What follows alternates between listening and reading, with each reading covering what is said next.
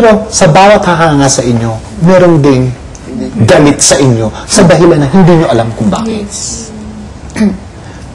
Ito payong lolo sa inyong lahat.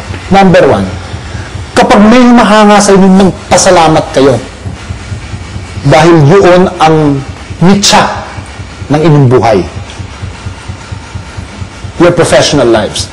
Kung merong ayaw sa inyo, stop being paranoid about it. Isipin niyo, bakit ayaw sa akin itong taong ito? Pag valid yung binibigay na reason, okay, I need to correct myself. Ayaw sa akin ang taong ito dahil sa tingin niya antipatiko ako, sa tingin niya mayabang ako, tingin niya manyak ako, tingin niya ayaw nila sa akin dahil nagnanakaw ako ng halik sa isa kong kasamahan. Para ako lahat yun. Okay?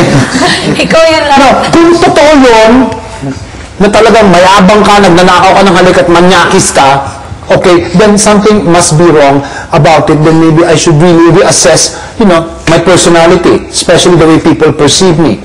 But if I know naman that hindi mo na kumalabang at saka playful lang naman yung pagnanakaw ko ng halik, what's wrong with that? Does it mean that you become somebody else for the sake of being somebody else?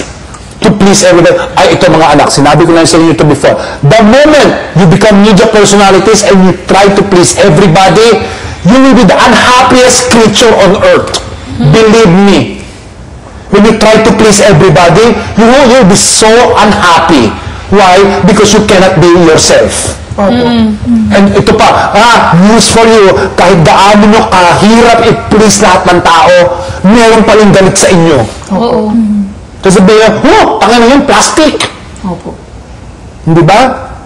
So what is more important is, be yourselves. And that's the only time you can find your voice. Be yours. Do not be afraid of who you are. May sinabi ko dati na, gustong-gusto ko yung sinabi ko, naalala ko, spur of the moment na sinabi ko, pero, I like. Bawat isa sa atin, walang taong perfecto eh. There is nobody who is perfect eh. And we have to thank God that we are not perfect. Because we are imperfect, we are human. And we become beautiful because of our imperfections. Opo. Hindi ba? We become beautiful because of our imperfections. Kasi if it's perfect, it must be so boring. Di ba all these angels flying around?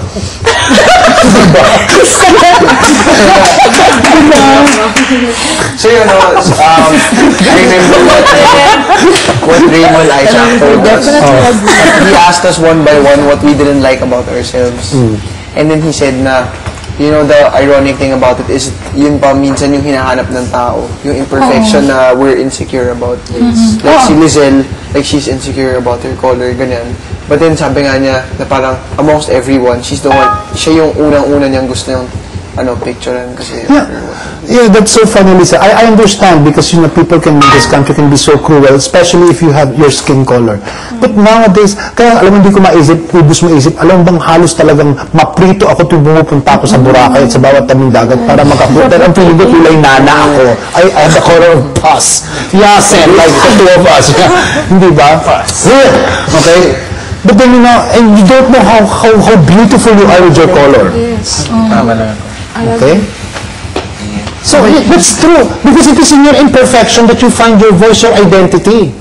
Opo. Can you imagine if everybody were pretty, then there would be nobody who's ugly. You won't be pretty anymore. Hindi ba? Kaya nakakita ka ng pangit, ko, thank you. Hindi ba? Hindi ba? Nakakita ka na, thank you. Okay? Thank you. Are there any questions? Are there any questions? But you really have to know how to package yourself. Now, then how will I find myself? Ano yung identity ko? Kailangan may alam yan eh. Yes. Kailangan may alam yan eh. Now, kapag wala kayong tiwala sa sarili ninyo at wala kayong paniniwala sa inyong kakayanan, paano niyo makahanap ang inyong sarili? Naniniwala na. Objection. Hindi ba? At saka makikita ng tao yan eh. Nakikita ng tao ang isang lang na walang paniniwala sa sarili at hindi buo ang kalooban. Okay? Now, bawat isa sa inyo, bawat isa sa atin,